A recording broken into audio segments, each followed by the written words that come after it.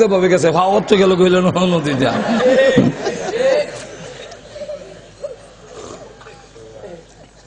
যাক বিস্তারিত কোনের টাইম নেই।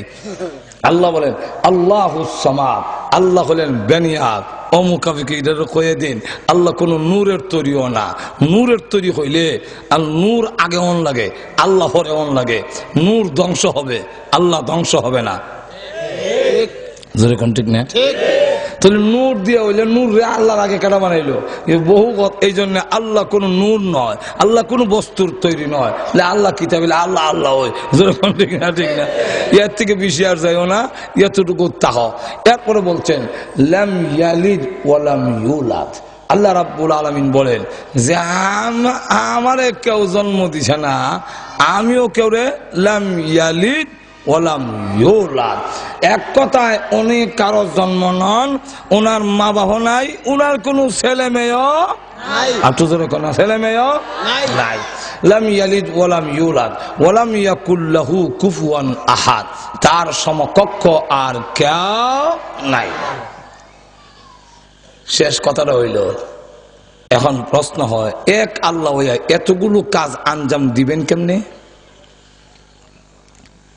শীত গরম, সুখ দুঃখ, বিপদ আপদ, শিক্ষা মিক্ষা যা আছে, এই কোটি কোটি জিনিস, বিভিন্ন সেক্টর আল্লাহ একা কেমনে পরিচালনা করবেন?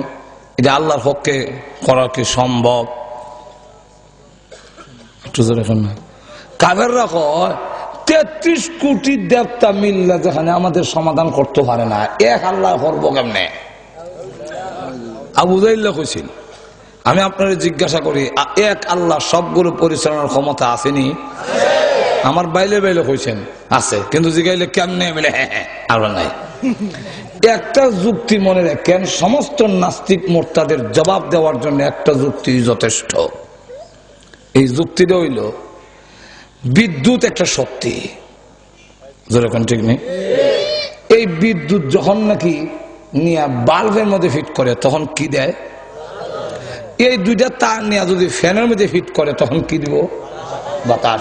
এই দুইটা তার নিয়ে যদি ফ্রিজের মধ্যে লাগায় তখন কি দেয়? ঠান্ডা। এই দুইটা তার যদি নিয়ে হিটারও লাগায় তখন কি দেয়? আগুন দেয়। যেরকম ঠিক কিনা? হিটার থেকে আগুন বের হয়। এই দুইটা তার যদি চিরাই না ড্রিল মেশিনের মধ্যে লাগায় তখন দেখা যায় সিঁদুর ভরে গুড়গুড়ে বিত্তামাইতেছে। এই দুইটা তার যদি আবার ওই যে ওয়ার্নিং দোকানও আছে না, যেখানে গ্রিল টিল বানায়, হেরার দোকানে নিয়ে দেখবেন দুইটার মাঝখানে জোড়া লাগায়। যেরকম ঠিক কিনা? বিদ্যুৎ একটা শক্তি, এটা বাল্ব লাগাইলে আলো, ফ্যানে লাগাইলে বাতাস, ফ্রিজের মধ্যে দিলে ঠান্ডা, হিটারের মধ্যে দিলে আগুন, এয়ার কন্ডিশনও দিলে গরমও দেয় আবার ঠান্ডাও দেয়, আবার ড্রিল মেশিন লাগাইলে সেতুর করে লায়। এক বিদ্যুৎ শক্তি যদি এত হাজার হাজার কাজ আঞ্জাম দেওয়া যায়, তো সমস্ত ক্ষমতার অশ্ব যেই আল্লাহ, সেই আল্লাহ বলেন আমি একা সবগুলো পরিচালনা আমার দ্বারা সম্ভব, এবং সবগুলো পরিচালনা করতে আমি আল্লাহ দুর্বল হই না। যেরকম ঠিক কিনা? আল্লাহ রাব্বুল আলামিন আল্লাহর এই একত্ববাদ আমাদের বুঝার তৌফিক দান করুন। সকলে বলেন আমিন।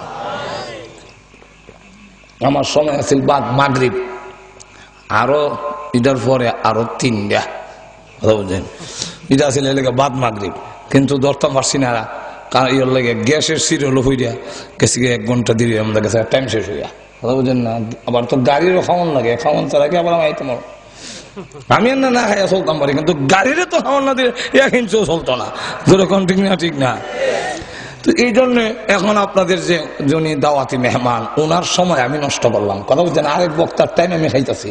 কথা বলছেন না, এইটাও জুলুম, অন্যায়। এই জন্য আর বেশি সময় নষ্ট করতাম চাই না। আপনারা কেউ উঠবেন না, ধারাবাহিকভাবে আপনাদের মধ্যে একের পর এক উলামায়ে কেরাম আপনাদের সামনে বিস্তারিত আলোচনা করবেন। আপনারা আলোচনা শুনে আখিরে মোনাজাত কইরা যাইবেন, কেউ উঠবা না, এই অনুরোধ।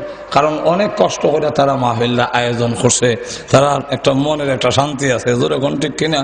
তারারও মনের একটা যে আমরা অত কষ্ট করে আয়োজন করলাম, এই জন্য আল্লাহ ওনাদের আয়োজন, আমাদের আশা বসা সবকিছুর কবুল করুক। সকলে বলেন আমিন। ওয়া আখিরু দাওয়ানা দোয়া করতাম আলহামদুলিল্লাহ। ربنا ظلمنا أنفسنا وإن لم تغفر لنا وترحمنا لنكونن من الخاسرين ربنا اغفر لنا ولوالدينا رب ارحمهما كما ربياني صغيرا রব্বুল আলামিন तमाम জীবনের গুনার বোঝা মাথায় নিয়ে হাত বাড়াইলাম মেহেরবানি করে জিন্দেগির গুনাহ মাফ করে দাও আল্লাহ আমাদের মধ্যে যারা বিমারি আছেন সেবা করে দাও আল্লাহ আমাদের সন্তানগুলোকে নামাজি দিনদার বানায়া দাও আল্লাহ আজকের এই মাহফিলের আয়োজন যারা করেছেন তোমার যেই বান্দা বান্দিরা এই মাহফিলে শরীক হয়েছেন আয় আল্লাহ টাকা পয়সা দিয়া দেশ বিদেশ থেকে যারা সাহায্য করছেন আল্লাহ সকলের জন্য এই মাহফিল নাজাতের উসিলা বানায়া দাও রব্বুল আলামিন আল্লাহ মেহেরবানি করে আল্লাহ আমাদের পক্ষ থেকে আল্লাহ কোটি দরুদ আর সালাম সোনার মদিনা পৌঁছাইয়া দাও আয় আল্লাহ তাআলা মেহেরবানি করে আমাদের সকলকে তুমি আল্লাহ মাফ করে দাও আয় আল্লাহ নবীর জিয়ারত নসিব করে দাও আয় আল্লাহ আমাদের মা বাপ সহ যারা কবরে ঘুমিয়ে আছেন সকলের কবরকে জান্নাতের বাগান বানায়া দাও এই এলাকার মাটি নিচে তোমারটা ঘুমিয়ে আছেন সকলের কবরকে জান্নাতের টুকরা বানায়া দাও সাল্লাল্লাহু তাআলা আলা খাইরি খালকি মুহাম্মাদিন ওয়া আলিহি ওয়া সাহবিহি আজমাইন আমিন বিরহমাতিকা ইয়া আরহামার রাহিমিন বাদ গাওয়ার একটা প্রশ্ন